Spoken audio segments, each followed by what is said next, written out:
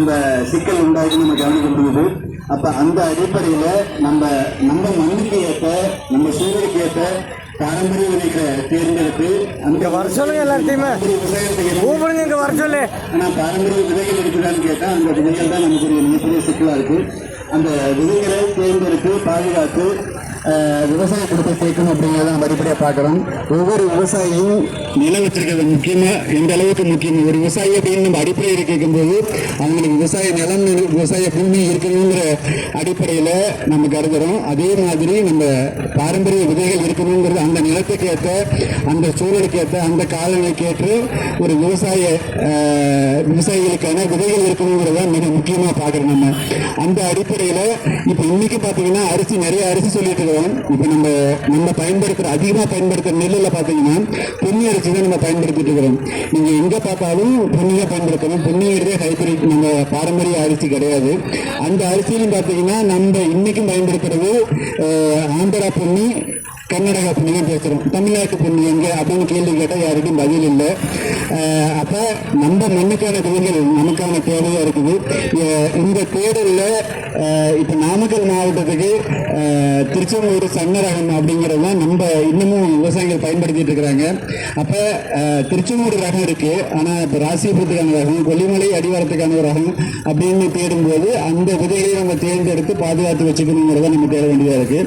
அப்போ தமிழ்நாட்டில் விதைகள் பாரம்பரிய நெல் ரகங்களில் ஓரளவு தண்ணீரை பெற்று வரும்.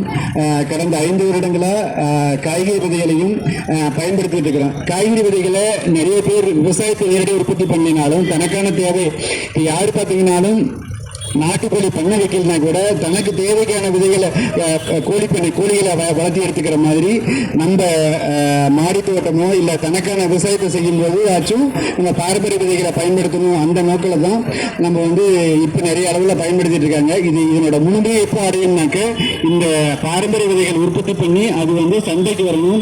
அந்த சந்தையில் பொதுமக்கள் அனைவரும் அதை பயன்படுத்தணும் அப்படிங்கிறது தான் மிக முக்கிய நோக்கமாக நம்ம சொல்ல விரும்புறது. ஏன்னா இந்த பாரம்பரிய விதைகள் என்ன ஆகுனாக்க நம்மளோட மண்ணோட தன்மைக்கு ஏற்ப இந்த விதைகளுக்கு நீர் தேவை ரொம்ப கம்மியாக இருக்கும், நோய் எதிர்ப்பாற்றல் அதிகமாக இருக்கும், சுவை கூடுதலாக இருக்கும், நம்ம மண்ணோட பொருந்தி ஒரு சில கத்திரிக்காய் ரகங்கள் நம்ம இன்னைக்கு கத்திரிக்காயும் சுண்டைக்காயும் ஒட்டு போட்டு தான் நம்ம அதிகப்படியாக நம்ம அதிக நாட்கள் வரக்கூடியதுன்னு இப்போ ஆராய்ச்சி கண்டுபிடிச்சிட்டு இருக்காங்க. ஆனால் ஒரு சில ரகங்கள் அந்த மண்ணுக்கான ரகங்கள் கண்டுபிடிச்சிங்கனாக்கா கிட்டத்தட்ட 3 வருடங்களுக்கு ஒரு சுண்டைக்காய் செடி மாதிரி காய்க்கூடிய ரகங்கள்லாம் இருக்கு. நம்ம அதையெல்லாம் விட்டுட்டு புதுமையாக பண்ணுறோம், புதுசாக பண்ணுறோம், ஆராய்ச்சி பண்ணுறோங்கிற நோக்கத்தில் நம்ம இயற்கையை தொலைச்சிட்டு நம்ம செயற்கையை நோக்கி பயணிச்சுட்டு இருக்கிறோங்கிறத நம்ம கவனிக்க வேண்டியதாக இருக்குது. அந்த அடிப்படையில் நம்ம பாரம்பரிய விதைகளையும் மண்ணையும் காப்பாற்றணும் அப்படிங்கிறது தான். இந்த பாரம்பரிய விதைகள் என்ன பயன்படுத்தும் போது நமக்கு ஒரு செயற்கையான செயற்கை உரங்களோ ரசாயனங்களோ பூச்சிக்கொல்லிகளோ அதிகப்படியாக தேவைப்படாது. இந்த பாரம்பரிய விதைகளுக்கு நோய் வராதுன்னு சொல்ல முடியாது. நோய் வந்தாலும் எளிமையாக குணப்படுத்தக்கூடிய ரகங்கள் இருக்கும். இது மண்ணுக்கும் சூழலுக்கும் எந்த விதத்திலையும் கேடு விளைவிக்காது, மனிதர்களுக்கு கேடு விளைவிக்காது அப்படிங்கிறத நம்ம கவனிக்கணும்.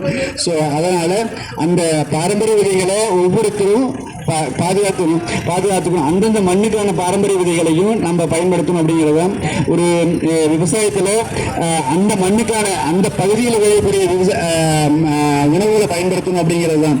அந்தந்த மண்ணில் விளையிறத நம்ம விவசாயத்துக்கு நம்ம உணவுக்கு பயன்படுத்தணும் அப்படிங்கிறது. இன்னைக்கு பார்த்தீங்கன்னா நம்ம பயன்படுத்துகிற பாதிக்கு மேலே வெளிநாடுகளும் தெரிவிக்கப்பட்டதான் பயன்படுத்தி இத்தனை விவசாய பூமியாக இருந்தாலும் நம்ம உணவுக்கு பயன்படுத்த பருப்பு நிறைய ரகங்கள் வெளி மாநிலத்திலிருந்து வெளிநாடுகள் நம்ம இறக்குமதி பண்ண வேண்டிய சூழலுக்கு நம்ம ஆயிட்டோம். அப்போ நம்ம மண்ணில் நம்ம உணவுக்கு தேவையை நம்ம பூர்த்தி பண்ணணும். அதன் மூலிமா நம்ம அடுத்த கட்டமாக நம்ம வேலை செய்யணுங்கிறத நம்ம தொடர்ச்சியாக செய்யணும். அப்போ ஒவ்வொரு விவசாயமும் அந்தந்த மண்ணுக்கான விவசாயத்தையும் பாரம்பரிய விதைகளையும் விதை நெல் சிறுதானியங்கள் எல்லாத்தையுமே நம்ம பயன்படுத்தணும். அதன் மூலிமா நம்மளோட ஆரோக்கியமும் விவசாயமும் மேம்படும் அப்படிங்கிறத நம்ம முக்கியமாக சொல்கிறேங்க. வாய்ப்புக்கு நன்றி.